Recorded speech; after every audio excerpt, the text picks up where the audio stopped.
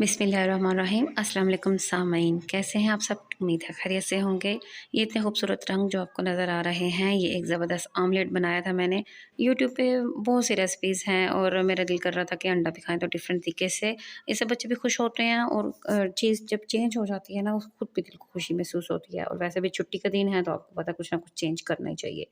तो जनाब, सबसे पहले मैंने एक बड़ा प्याज लिया था और 4 अंडे ले लिए मैंने।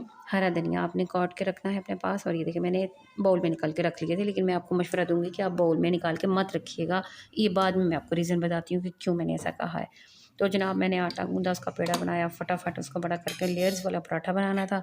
देसी घी को मैंने डाला थोड़ा तवे पे, सर्दियाँ चूँकि खुश्क जम जाता है, इसलिए फिर वहाँ से पिघला हुआ ही लिया मैंने। और साथ साथ चाय देखी। फिर प्याज को हल्की आंच पे फ्राई करते रहना है, आपने हल्का हल्का सा पिंग करना है।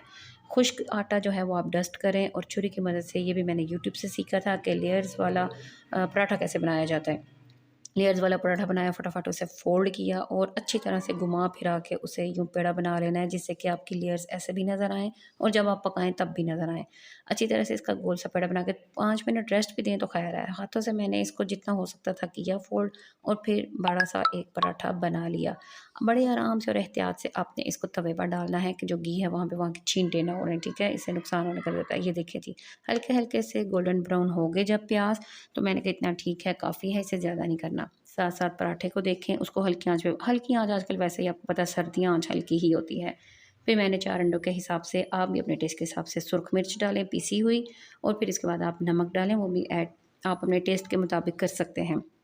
सिर्फ नमक और मिर्च ये डाल के अच्छी तरह मिक्स करें। कलर आ गया एक अच्छा-सा, और आपके इसको बराबर का ज़रा कर लें ताकि इसके ऊपर अंडे हमने रखने हैं तो वो अच्छी तरह से सेट हो जाए। ये इसलिए मैंने आपको कहा था कि कट्टे मत डालिएगा, क्योंकि यूँ हो जाता है। आप अपना अमेज़ा तैयार करें, फिर एक-एक करके अंडा अंदर तोड़ कर डालें तो अच्छा होता है। ख़ैर मैंने भी उसको सेट कर लिया था और शुक्र है कि ज़र्दी नहीं टूटी, वरना हो सकता है कि ज़र्दी टूटने का अंदेशा। ठीक है, फिर इसके बाद हरा धनिया डालें, इससे एक खूबसूरत सा ग्रीनरी सा। हरा प्याज़ उस वक़्त मेरे पास नहीं था, वरना मैं वो ज़रूर डालती। हरी मिर्चों की इसमें ज़रूरत महसूस नहीं हुई थी, इसलिए मैंने नहीं डाली, क्योंकि वैसे हम ऑमलेट बनाएँ तो उसमें हरी मिर्च डालते ही डालते हैं, लेकिन इसमें मैंने नहीं डाली। देखिए जी, पराठे की कितनी अच्छी लेयर्स बन गई हैं और हल्की आँच पे ये पकता गया। घी मैंने खुद कम रखा है, क्योंकि नॉर्मल सा अगर ज़्यादा घी में पकाएँ तो फिर तो बहुत ही खूबसूरत और क्रिस्पी ज़्यादा बनता है। ऐसे बहुत अच्छा बना था। अंडों को हमने ढँक कर रख दिया था थोड़ी देर के लिए, और ये देखें सफ़ेदी उसकी पक गई, हमें नज़र आया।